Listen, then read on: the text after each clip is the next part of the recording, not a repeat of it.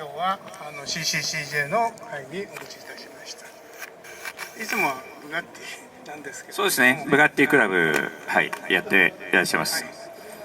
まあでも本当にこの車、日本でのねヒストリーが素晴らしいですよね。ここに横に書いてある渡辺仁吉さんという人、岐阜の殿様みたいな人で、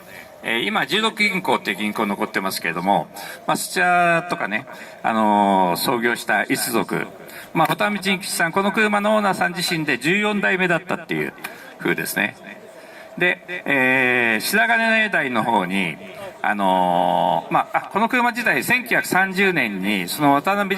仁吉さんが世界一周旅行をして、その時にイギリスで購入してきた車で、最初は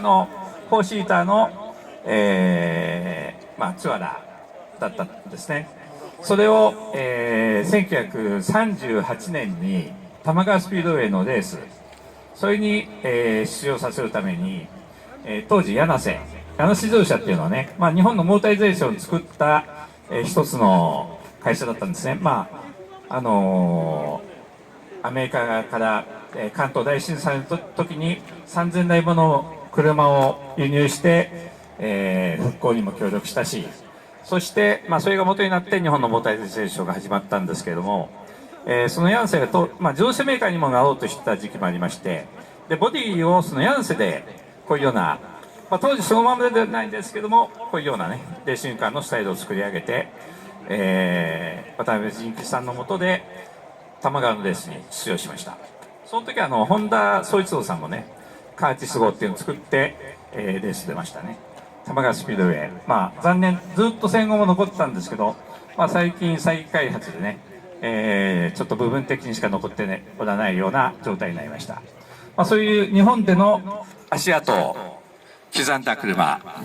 で、渡辺仁吉さん、その白金台に屋敷があってガレージも残ったんですね。この車が収められていた。残念ながらそこもね、再開発でお家も壊されちゃったんですけど、